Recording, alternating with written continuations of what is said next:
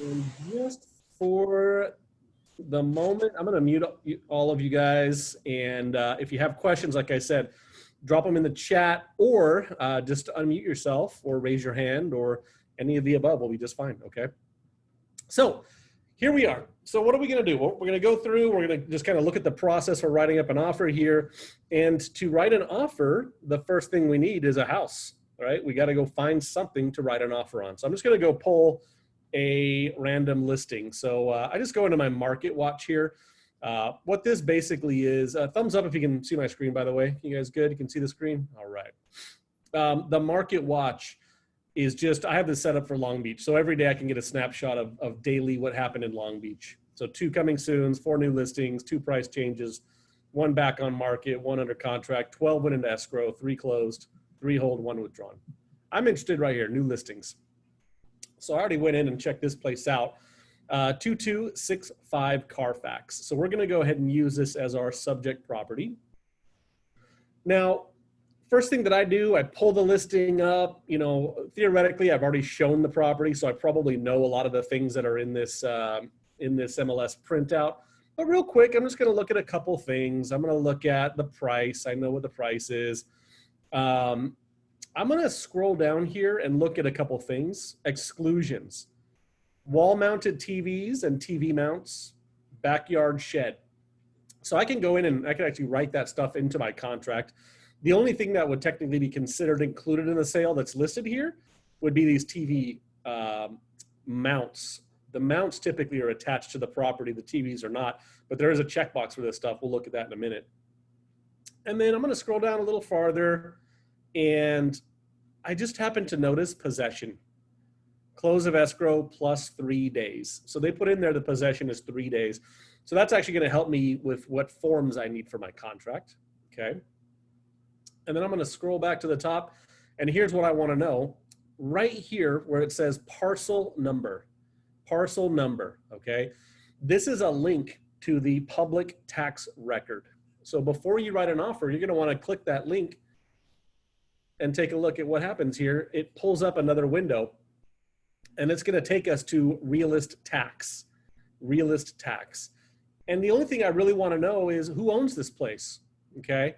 Looks like we've got a trust, Legacy Trust, and then we've got Kenneth and Vanessa Brown, trustees.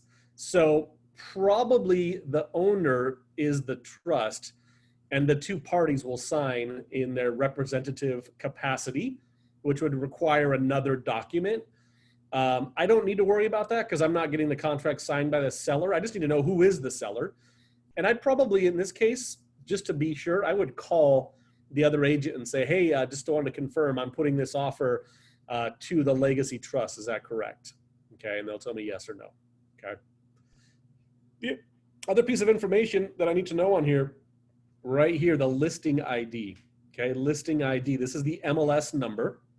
And the reason I want to know that is it's actually going to save me a little bit of time, because once I have that number, I can go in and I can auto-populate my purchase agreement with that MLS number. So we'll look at that in just a second as well.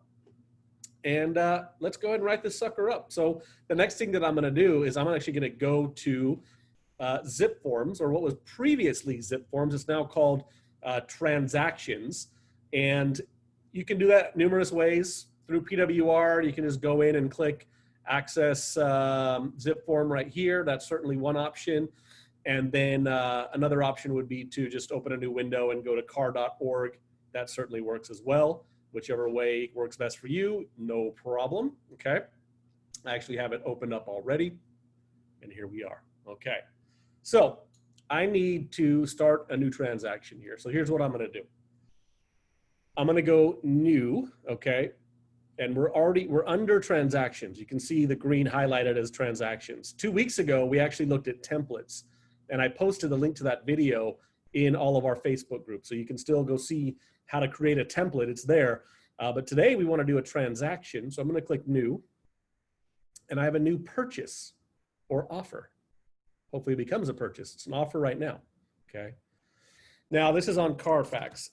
You know, there's all kinds of ways to label your transactions. You can call them the address, you could call it your client's name, you could call it your client name, comma, street, comma, address, whatever works for you. You'll see if you look real quick, like I've got fam showing. What does that mean? Well, my mom and I went and looked at a property 2 weeks ago together.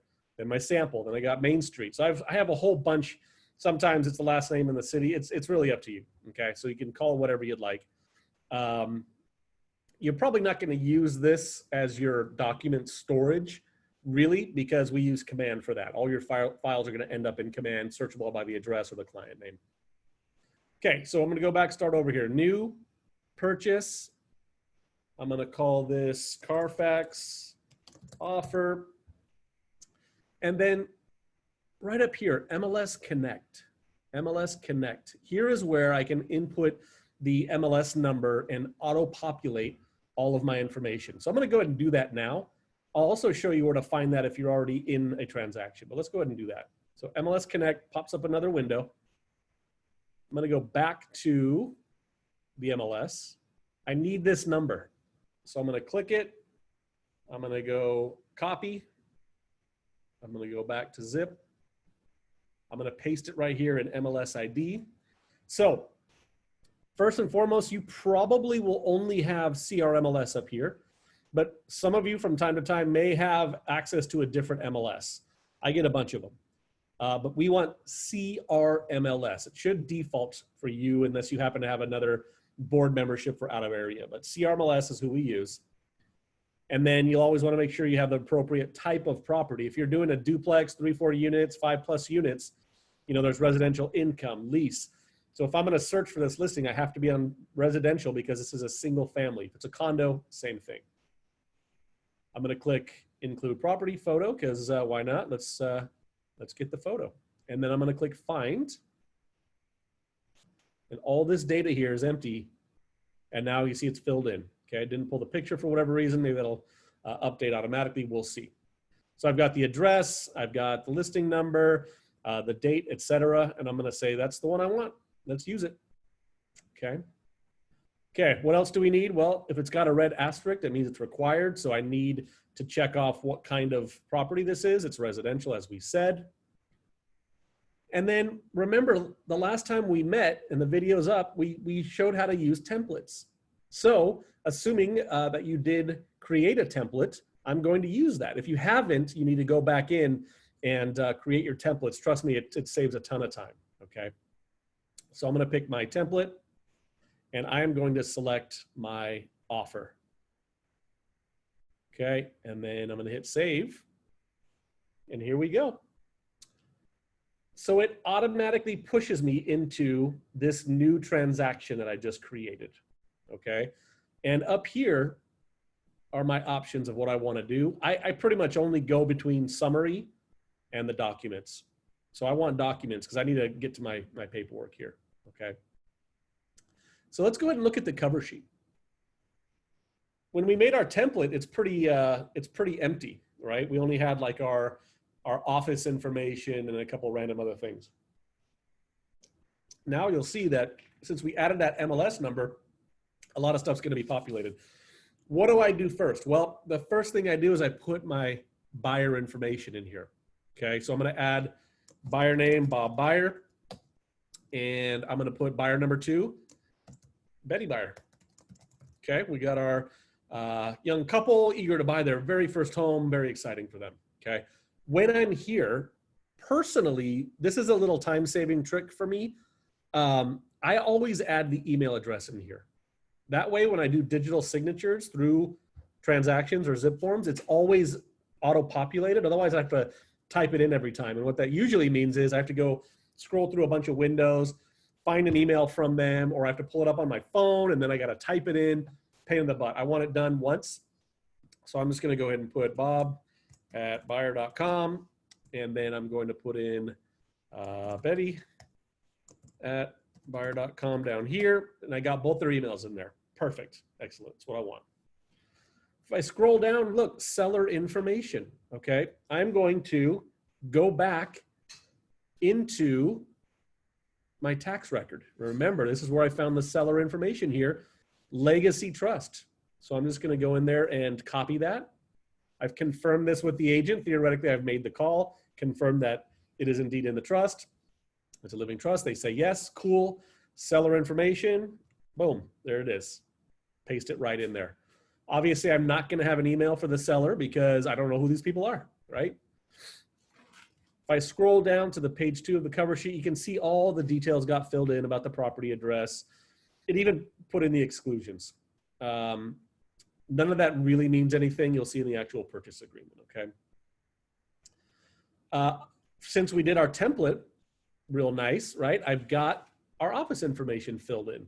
You will do the same on your template, so it's automatically filled in. And then look at this. The other agent's information got pulled from the MLS. So I don't got to have to sit here and type all of this information in. Sucks it right in with that MLS Connect feature. Love it, okay? Love it. We're good to go. Nothing else is really going to be filled in here except for some things that are on my template, which we'll see in a second here, okay? So I'm happy with this. I'm done. I'm going to click save. This should auto save, by the way, okay? And we'll check in a second here, but I shouldn't have to go in and click the save button every time. Okay, here we go. Let's open the contract and see what we got. Gonna be pretty self-explanatory on here. It's since we did our template, all this stuff is filled in. You see how Bob and Betty got translated onto here from the cover sheet. PRBS form, same thing. It's all filled in. Wow, how easy. That's so cool. You know, semantics, but I usually will come in here on this form since I can, and I will click the date. I'll just put the date in there. When you double click in the date field, it puts in today's date. I'm not going to put that in for the clients or for the other agent because I don't know when they're going to sign this thing if they do, right? Scrolling down, nothing on this guy. And then we get to our purchase agreement, okay? So let's go ahead and dive on into this. So first and foremost, top left, date prepared. That's always the date that you are writing the offer, whether or not you're submitting it that day or not, right? They want to know, CAR wants to know, attorneys want to know, when did you draft this contract? Especially if there's a discrepancy in time, like why did you draft it a week earlier? And then did anything change that you should have paid attention to that didn't get updated on the contract? So that's basically why there's a date prepared, date signed, et cetera. So, you know, for the most part, you're probably going to be mostly writing these on the day you're submitting them, okay? Especially with this video, because now you're going to know how to write an offer in less than an hour, right? So I'm going to double click in here. That puts my today's date. I got Bob and Betty at the top. I've got the address. Next, I get to the price, okay? So it is a hot seller's market right now. This place is listed for $750. How long's it been on the market? 0 days. Let's take a couple pictures real quick and see what we got. It's lovely. Great move-in condition. What do you think? Staged or not staged? I'm going staged. All right. It looks great. It's $750. It's in a great part of town. I know this is going to get overbids, so I'm going to go ahead and overbid. So instead of $750, here's what I'm going to do. I'm going to go ahead and offer $770. We're going to go aggressive. I like this area. We're going to go big here. Okay. Close of escrow. Who determines the close of escrow? Well, one would be the seller. What do they need? How much time do they need? Maybe they need a little bit more time, a little bit less time. Maybe you want to be aggressive and instead of doing 30 days, you'll do 25 days because your lender says they can do it fast, right? Maybe if it was cash, you want to do it in 15 days. So there's a lot of variables there. One, what is the seller's requirements? Two, what does the buyer need? Do they have special time restraints? And then three, what does the lender need? The lender is going to dictate. If we're doing some sort of down payment assistance program, we may not be able to get that done in 30 days. So what is the lender telling us there? Okay. So our lender says, I can do this thing in 3 weeks. Sellers are ready to go. I'm going to go 25 days on this deal because it's competitive, right? I need to get this offer accepted, so I'm going to be aggressive. Okay. I got the seller broker information pre-filled in. My information's pre-filled in. License numbers, all that's good to go. All that's good to go, okay? So we get to paragraph 3. I didn't warn you guys. There will be a little bit of math today. My apologies. I try to warn you before when there's math, but there is some today. So let's take a look at some of the math. It actually does it all for you. So for the most part. Okay, initial deposit. Initial deposit. So how much is the deposit? Well, in general, your deposits are going to be between 1 and 3%. 1 and 3% of the offering price. Okay, 1% would be $7,700. 3% would be 22.4, if I'm 22.1, something like that, $22,100, something like that. So how do we determine what the deposit's going to be? There's a few, by the way, no less than $2,000 in these deposits. I don't care what the price range is. If you're selling $150,000 out in the middle of nowhere, still get some skin in the game for your buyer. Okay, you don't want to make it so easy that they just start flipping and will walk away at it on any given challenge, right? So 1 to 3%, no less than $2,000. So how do we know? Should we be closer to 1%, closer to 3%? I usually base that on my client's down payment. The lower their down payment, the closer to 1% will be. The higher the down payment, i.e. 20% or more, I'm going to be closer to 3%. Okay. Now, there is one other way to find out what our deposit should be. And if I go in the MLS and I scroll down, I happen to notice in the private remarks here, check it out, EMD, 3%. Listing agent made it real simple. The deposit's going to be 3%. I'm a great agent. I'm going to be aggressive. I want my offer accepted. I'm going to do what they tell me. I'm going to do what they tell me. So what is 3%? Well, let's find out. I'm going to pull up my calculator just to be sure, because I was kind of winging it before. 770 times 0.03 is 3%. $23,100. Okay, so I'm going to stick that right on in there. Boom. 23,100. So they made it pretty easy for me, right? They just said, here's what it's going to be. And I said, cool, done, right? Usually, and there's no real reason for this, but usually I round the deposit off to the nearest whole number. Like I would do 23,000. It doesn't matter, whatever. They want 3%. I'm going to do exactly what they say. Because again, I want my offer accepted. Okay. Now, let's say I'm working with somebody that's, before we move on, sorry. The deposit, the default for the deposit is that it is going to be an electronic funds transfer, electronic funds transfer, a wire. It means the default is wire. Okay. I see people do this all the time. They check other and they put wire transfer. Why? You don't need to do that. The default is the wire transfer. Leave it blank, guys. No need to be redundant. It is what it is. Default is there. If your client wants to bring a check, you can put the personal check, cashier's check, or whatever, or you can even say, wire or personal check. Okay. Whatever your client wants, ask them, because you'll have asked them already whether their funds are liquid. So you'll be having this conversation prior to, okay. You don't need the increased deposit. There's nothing else you need to worry about here. By the way, with money, I'm just going to say it real succinctly. Never take money from your clients. Don't touch any of their funds. Don't take a check. Don't even touch the check to take it to escrow, right? As soon as you have received funds, you're supposed to log it into a trust account and either deposit it into a trust account or log it in a trust log. We don't maintain either of those on purpose because we don't want you guys touching anybody's money. It's one of the bigger Department of Real Estate violations is trust funds. Okay, so we just try to stay out of that completely, right? All right, let's keep going here. If we had all cash, I would simply check the all cash box and that would be it, right? It says I'm gonna give proof of funds with the offer and that would be it. This is gonna be financed. I would say the majority of your deals are probably gonna have financing, okay, if I had to guess. So I'm gonna get down here to paragraph 3D, right, loans. Here's where we're gonna put our first loan. Now, we're gonna make this up.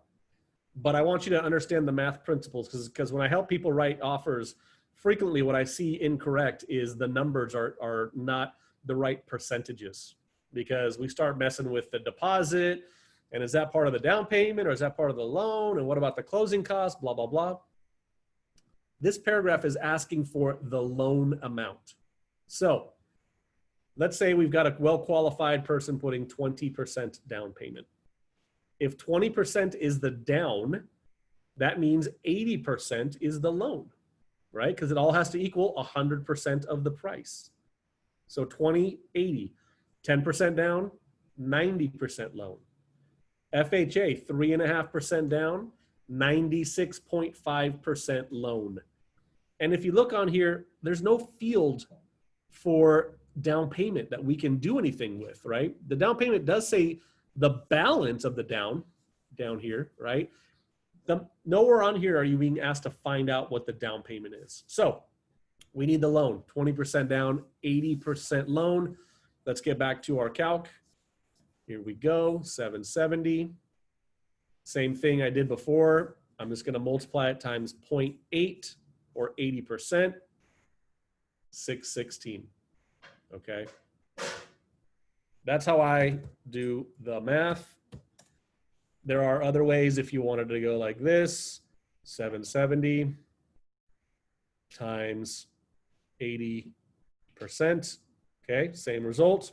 Or some people want to find the loan amount, 770 times 20%, 154, and then I got to go 770 minus 154.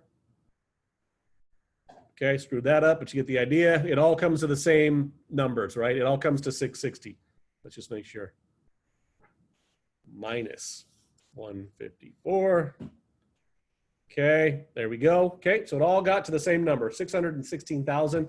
That's 80% of the purchase price, 20% down. Now, on the offer, it automatically does the math here for your balance, okay? So the balance is the difference between your initial deposit, AKA earnest money deposit, AKA good faith deposit. They all mean the same thing. It's this 23,100, the difference between that and the remainder of the 20% down, which is the 139,900. So it gets this number automatically for you. So the only calculations you do are 1 to 3% up here, whatever percent the loan is down here. Okay. Hope you're with me. If you have questions, like I said, unmute, drop it in the chat, but we will keep going. All right. Again, my template's pretty much done. So I know that I'm going to give a proof of funds. I know that I'm going to give a pre-approval letter. That's all well and good. If I scroll down a little farther, let's see, what else do I need to put in here? Well, am I selling a house? Does my client need to sell a home in order to buy this one?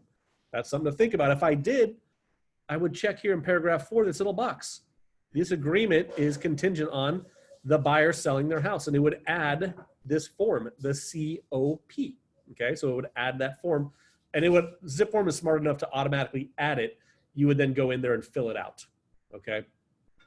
Do I need to add anything else? Well, you know what? It's COVID-19 right now, so maybe I want to use the coronavirus addendum or amendment in this transaction. So if that's the case, here's what I'm going to do. Addenda, other, CVA. That's the form letter code, basically, CVA. I could also completely write it out, coronavirus addendum. I have to go add this now in a second, so we'll get to that in a minute. They haven't made it a standard checkbox because they just haven't revised the form, okay? Are there any other terms? I can write them in here. Otherwise, I can leave it blank. In this case, I don't have any other terms. I've got my natural hazards vendor, preferred vendor noted here. I'm asking for a termite and a Section 1 clearance. Now, you know, in this market, to be competitive, I might take that out. I might take that out. I might say, you know what? I'll do the termite inspection in escrow. And if there's a whole bunch of work my buyer's concerned about, then maybe we'll ask for that as part of the repairs. Okay. Or maybe there's no offers and this place has been on the market for 45 days, in which case I'll keep it in there. It's all negotiation, right? So you got to think about this though. Do I want to ask for extra things right now, knowing how competitive it is? Like, does my client want the seller to pay for part of their closing costs? I've seen it recently. It's very uncommon right now because we're taking money out of the seller's pocket, which makes your offer a little weaker. So it's all negotiating. It's all negotiating, okay? So be thinking about these types of questions. I don't have any other reports to add. 7B, government requirements and retrofit. You notice I've got all this stuff is pre-checked, but the seller's going to pay for smoke detector, carbon monoxide, water heater, etc. I get a lot of questions on this. 7B, 2I and 2II.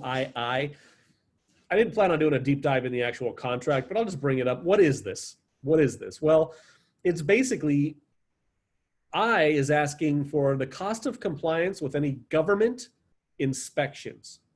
So this would be a city inspection, maybe a pre-sale inspection, something to that effect. Some cities have them, okay? Does Long Beach have a city pre-sale inspection? Well, actually, they do in some parts of town, mostly along the coast. I happen to know this property is not in the city inspection area, so I could actually uncheck that if I wanted to, okay? Because I know that it doesn't, there is no government inspection here.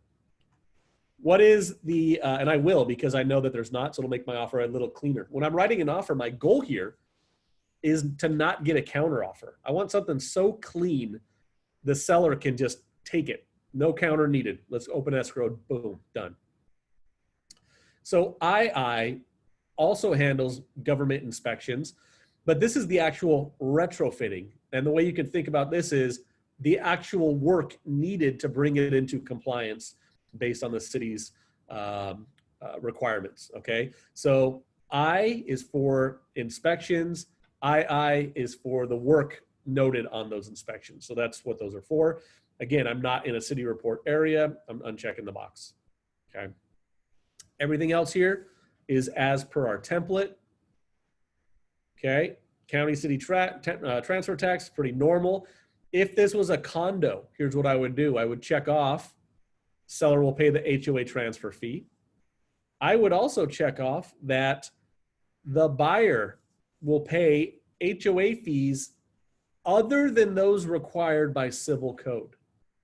Pretty rare, but if there are additional documents that are needed outside of civil code that the buyer wants, then the buyer is going to have to pay for it. Because the default is that the seller will pay for everything that the civil code requires, which is going to be your meeting minutes, budget, bylaws, CC&Rs, all that good stuff, okay? But we don't have a condo, so I'm gonna check those boxes. Okay, I don't have a transfer fee. There's no additional reports I'm paying for. So I'm good here. Number 10 is my home warranty. It's a single family home. Place looked in pretty good shape. So I'm just gonna do the basic, I might add in there the roof coverage. And you know what? I know that there's a Value Plus plan here with First American. I'm going to add that because it covers AC and higher end fixtures. Let's go back real quick. Does this have AC? Maybe I don't need to add that.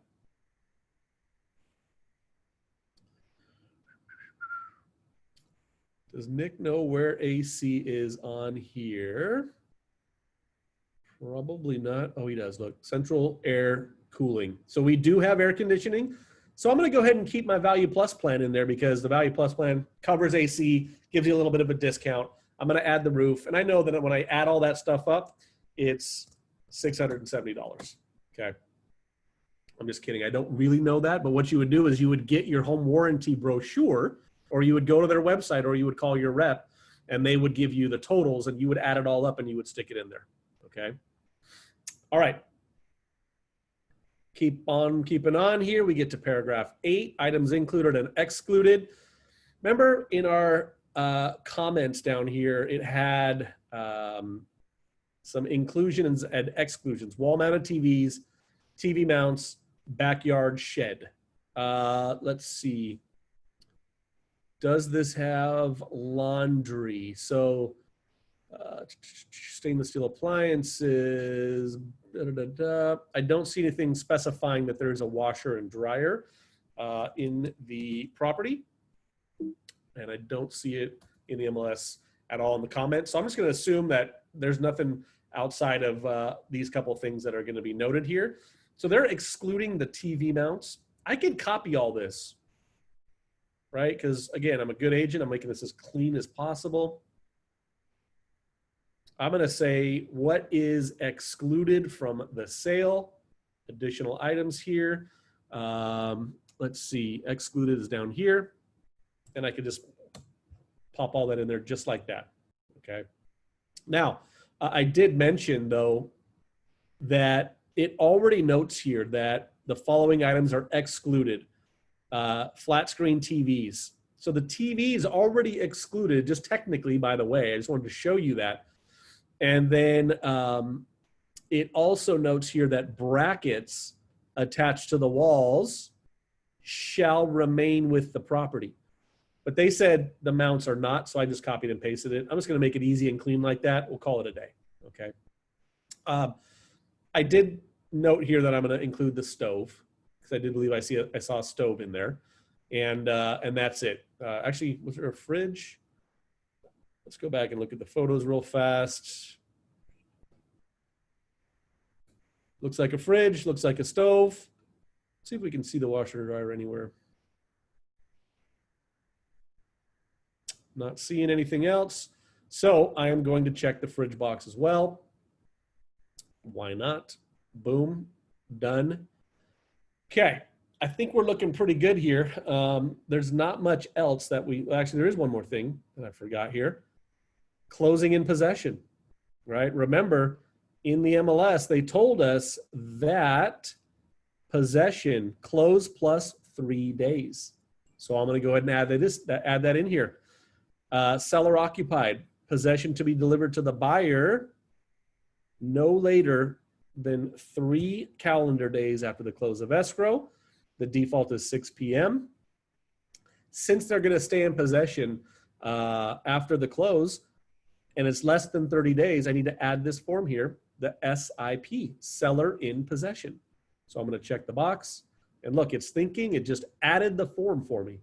So it's going to be back in my transactions in a minute. We'll go look at that in a second here, okay? I don't think we need anything else. There's not much else to fill in here. If I wanted to maybe be a little more aggressive with my offer and shorten some of my contingencies, right?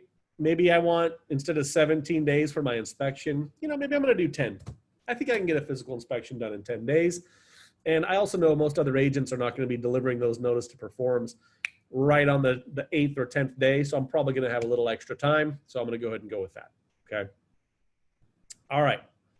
And let's see, that's about it. Remember my template, I changed the notice to perform time to 3 days instead of 2 to buy myself extra day. Little trickery there, right? Snuck that in the last few pages. And that's it, guys and gals, on the offer, okay? So everything else is pre-filled in as per my template and as per me importing everything from the MLS. This is all filled in, and that's it. So I'm gonna go ahead and go back. Okay, you notice it's saved and I didn't click the save button, right? All right, let's take a look at the SIP since we're adding this in here as well because of that seller in possession. It's addendum to the purchase agreement. That purchase agreement is dated today between Bob and Betty and the Legacy Trust. Term, the seller is granted a possession for 3 days after the close of escrow. There's a section here for consideration. If it's only a couple of days, maybe you think about just letting them stay there for free, right? I mean, what are you gonna charge them, $100 a day and weaken your offer ever so slightly? Does it make sense for 3 days? I don't know, probably not, okay? I will say this though, in this market, and I'm speaking specific to hot seller market, COVID times, I would strongly advise to do everything you can to get occupants out of the house before close of escrow. I'm hearing more and more of tenants not vacating. I'm hearing now some sellers are not vacating their property after the close of escrow. And again, there's no evictions right now. So, you got to really question, is it worth that? Or can you come up with some other agreement? Pay for them to go to a hotel, pay for their pod, do something to get them out. Okay. So anyways, just want to throw that out there. If you're going to ask for a rent back, you would fill that amount in here for a kind of a license fee. And then everything else is just kind of lease related, like late charges, who's taking care of the property, the person that lives in the property is taking care of it. But remember, the buyer now owns this place upon close of escrow, so they should be thinking about insuring the property as a rental for a couple of days, There is some options in here about who's going to pay for the utilities. Seller's going to pay for the utilities. Okay, they're going to maintain their utilities on until they vacate the property. Are we going to get a set of keys? Are we going to get a set of keys? I get this. I've had this a few times where it says that the seller will give a set of keys at close of escrow to the buyer, right? And some sellers are like, well, I don't want them to have my keys. Well, that's not your keys anymore. You're renting my house now, so give me a copy of the keys. If that's not going to be the case, there's a checkbox, okay? And then anything else would go in here. Anything else that you want to put as far as the term goes, okay? I'm good with all this. I'm going to go back. Remember, if it's more than 30 days, you'll use a different form, the RLAS, Residential Lease After Sale. And that's basically a full-blown 5-page listing agreement. Okay, so slightly different as opposed to this one-pager. All right, last thing that I did not add yet is my CVA form. Remember, I have my coronavirus addendum form. So I'm just going to go in here, type in CVA. There it is. The second one is for leases. The first one's for purchases. And I'm going to add that. Should you add this? It's a negotiable item. I don't think it's a bad thing at any level. I think it's actually can help your buyer significantly. If they have any concerns whatsoever about losing a job or employment slowing down or whatever, you want to add this. I mean, they probably should be thinking about whether they should buy a home at all, right? If they have concerns. But if you want to protect them, you can add this. So what do we have? We have two options, basically. Extending the time to remove contingencies and extending the close of escrow. Okay, so which one should you do? It depends. It depends. If you think there's going to be a loan-related issue, an appraisal-related issue, maybe there's new lockdown orders, inspectors can't go out to a property, or things are kind of heating up again, numbers are spiking or whatever, maybe you extend the contingencies, or maybe you do both. Maybe you do both, right? The safest and most conservative way would be to do both. And what you need to figure out now is how long. So the default is 30 days. If, just real quick, and I've talked about this in a different video form, but if after the extension you can't remove the contingencies, the deal is canceled and the buyer gets their money back, okay? For the extension, it's negotiable, but the default is that the buyer's deposit will be returned to the buyer if you can't close after the extension. Or if you're the seller and you're going to say, okay, we'll give you the CVA, but if you can't close, we're taking your deposit, right? You would check that little box there. Not meant to be a deep dive into the CVA form. I have another video up on that already. We're going to call this good because I've got 30 days extension for contingencies and the close of escrow. All right, I'm happy. Let's get this sucker sent out for signatures, all right? So here we go. Now that I've got my forms, I need all three of these signed. So I'm going to go right up here to e-sign. E-sign. And I'm going to check that box. I'm sorry, I'm going to click that link. Okay. Click new to send documents for signature. Okay, it tells us right up at the top. New. What do I want to sign? Well, I want the purchase agreement for sure. I want my SIP, and I want my coronavirus addendum. You don't send the cover sheet for signatures. Okay, there's nothing to sign on it. Notice how it added the 3 forms down here. Okay, I'm going to go all the way back up to next. Click that. I'm sorry, real quickly. I can name this. So I'm going to call this the offer package. Right? And then you can add DocuSign here. I'm going to show you digital ink right now. With Command, you all get a DocuSign account. And once it's set up, again, beyond the scope of this video, but once it's set up, you should be able to log into your DocuSign account here and use that instead. Highly recommended because DocuSign is much easier, especially on mobile devices, for people to use. Okay, so I personally prefer it, but we have digital ink built right in. So we'll go ahead and take a look at what that looks like right now. It's not terribly different than when you use DocuSign, probably just a little bit easier. So I got my docs, named it, chose my platform, and I'm going to hit next. Now it's going to ask me who is going to get this offer to sign. Well, obviously we know Bob and Betty. And then you need to sign as well, right? The agent signs. Now that's it. You're typically not going to add the listing agent to receive this, and we can't add the seller because we don't have their emails. So we're just going to do us. We're just going to do us, okay? I'm going to hit close. So Bob, Betty, and myself. Now, you can select whether you want them to sign in order or not, okay? The default is that they'll sign in the order that you select them, okay?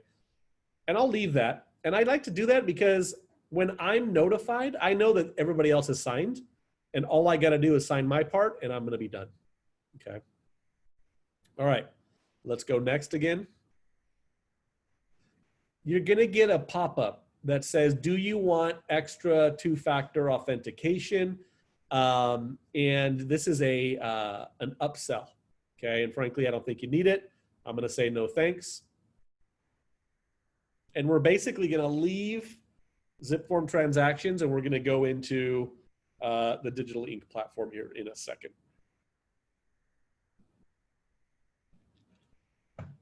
Hopefully. There we go. Happy day. Okay.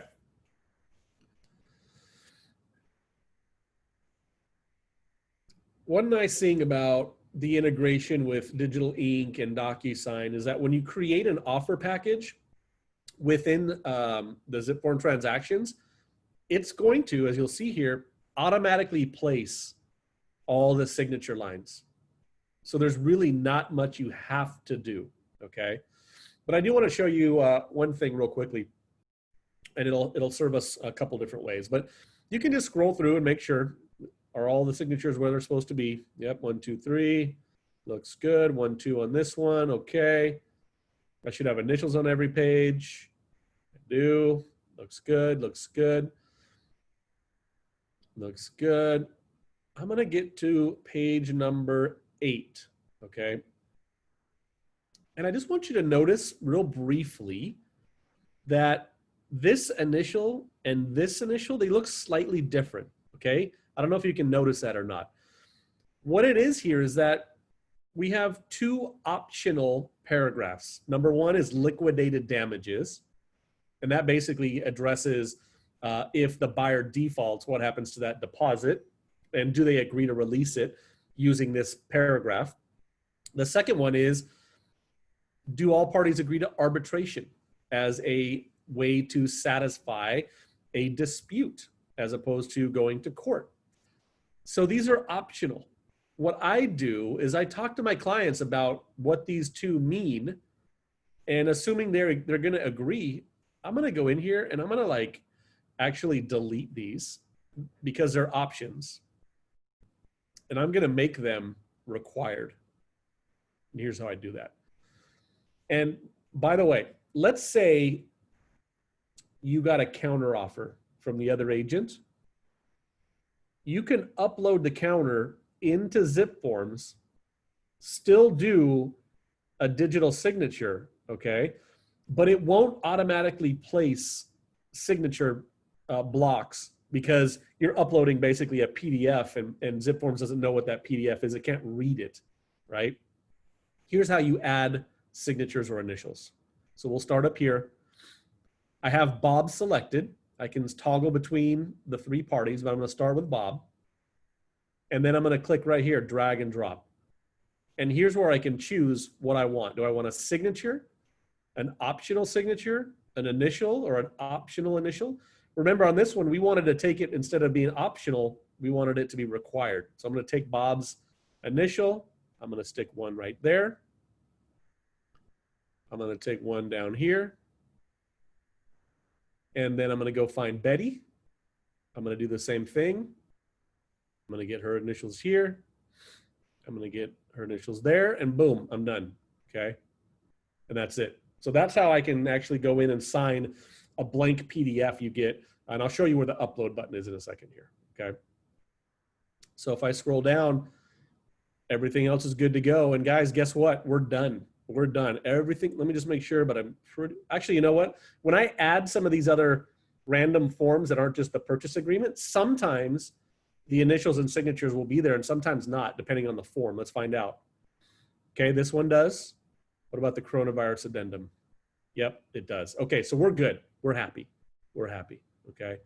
Now, since I made up fake email addresses, I'm not going to hit send on this, right? But what's going to happen next is I'll click the next button and it's going to say, look, you've successfully completed making the signing. Okay.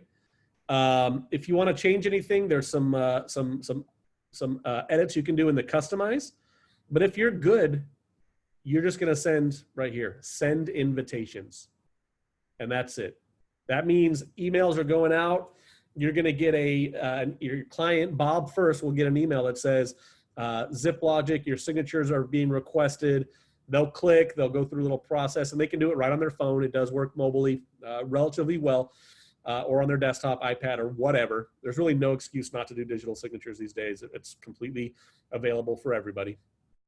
And that's it, guys. That's it. So again, since this is all fake emails, I'm going to hit close. When you hit send, it's going to go to another screen that says you're all done. Close the window and get you out of here. Okay. Jen asks, will you always change those two fields from optional to required? I will, because I'm having a conversation with my buyer about what they mean and I get their agreement. If they don't want those, then I can remove them. Actually, I would just completely remove them. If they say, I don't want to do liquidated damages, I'd rather settle our dispute in court, then I would take those out. Okay. All right. So I'm going to close this window since we're done here. And then basically I'm just going to go back. This screen would change and say, you're done signing. Do you want to go back to zip forms? If not, close the window. So I'm just going to go back to our transactions and I'll show you one last thing. Carfax, I'm going to go back into my offer here. I'm going to go back to my documents. If I wanted to upload a PDF, let's say let's say I get a seller multiple counteroffer and I'm going to do a buyer counteroffer. Well, what I would do is I would use the upload button where I can actually add a document in here, which is right there, add a doc. Okay, so if I clicked on that, it's going to ask me where do I want to get it from. I'm going to browse. And it's just going to go into your computer at that point, and you can find, whatever document you want. Just pick any of your PDFs, add it. I don't even know what this is, but whatever, it's a PDF, so we'll go with it. You can change the name as you saw. And now I have a PDF, and you can see how it's got that little red triangle instead of the little blue triangle. And that means you've uploaded that document yourself, and it's not a smart doc, so you'll have to manually drag and drop your initials and signatures. Okay. Can we leave the liquidated damages blank and have our client sign arbitration? What does that imply? So next time we meet, I'm going to begin the deep dive into the purchase agreement. Okay, but here's the difference. Liquidated damages means the buyer will give up their deposit if they default.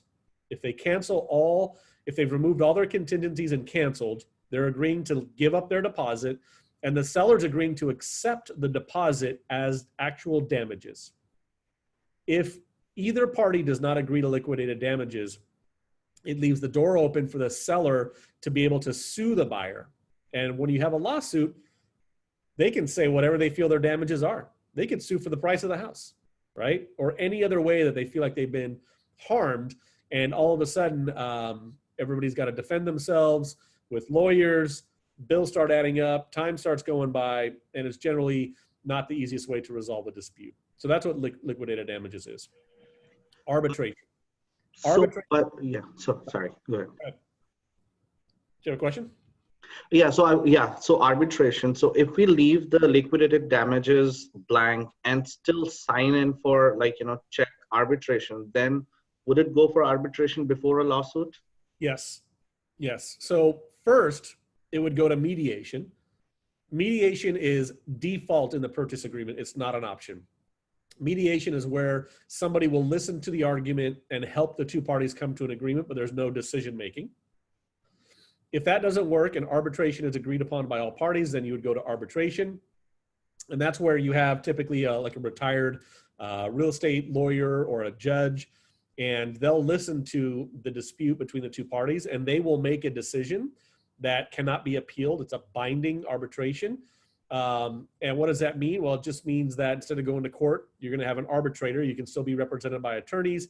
Maybe the awards will be more in line with actual awards. They won't take into consideration any like mental health type stuff or whatever. But that is just an alternative in going to court. Now, also, if it's below the small claims limits, you can go to small claims in lieu of all this, right? I believe that's 10 grand.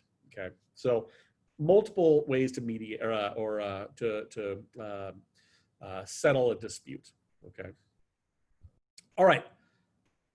It's been less than an hour. We just found a property, checked the tax record, wrote up an offer, sent it out for signatures, and we did that within an hour's time. And I'm sitting here explaining the whole process. So you guys will be able to knock these out in 20 minutes now. Okay. So next time you need to write an offer, follow through with this first. If you need a second set of eyes on it, shoot it over to me for a quick review. You would do that by just simply sending the docs via email, right? Pick the ones you want, hit next, and then just find me and you can send it over to me as well, okay? All right, folks, I'm gonna stop our recording. Does anyone have any questions, comments, anything else I can share with you for today? One more question, Nick. So you mentioned that DocuSign is there in command. So is it free for us or is there a charge? It's free for us. So by being a Keller Williams agent, you get DocuSign as a free member benefit through KW. You just need to set it up within command. I don't know exactly how to do that, but there are videos on YouTube on how to do it. Okay, thank you. Anyone else? Any other questions, comments, concerns? I do have a question, Nick. So you said about the EMD no less than 20K, right? So what happens? No less than 2K, no less than 2,000. No less than 2,000. Okay. Yep. Yep. I just want to make sure. I've seen people try to put like $500 on a deposit, and it's like, you know, is that going to keep a buyer in escrow? It's pretty easy to walk away from that little amount of money. So, you know, you want to have skin in the game, and you want to make sure that, you know, the seller see that the buyer is serious and not just trying to, you know, tie the property up for whatever reason. So no less than $2 grand. Less than 2 grand. One more question. In any cases, if we missed some, let's say some allocation of cost, we missed a checkbox or the home warranty, we need to put it in. Is there any way that we can, I don't know, maybe later on put it in as an addendum or addenda? You could always amend the contract, but remember at that point, all parties have to agree. The buyer and the seller would have to agree to any changes. So you can't just arbitrarily throw out and say, oh, by the way, seller, you got to pay for our home warranty. We forgot to put it in. You know, the seller would have to say, okay, and agree to that. So once this thing is ratified, all parties have signed it. Any changes need to be agreed upon in writing. That includes extending timeframes, contingency timeframes, closes of escrow, repair requests, all that stuff. It's all got to be agreed to. Thank you. Anybody else? All right, I'm gonna stop our recording. Miss you all, love you all. Hopefully one day we'll all be together and having a big old party celebrating a bunch of our closes. And you can still close right now though. So go out, sell some houses, and I'll be back with you very shortly, all right? Thanks all. Thank you.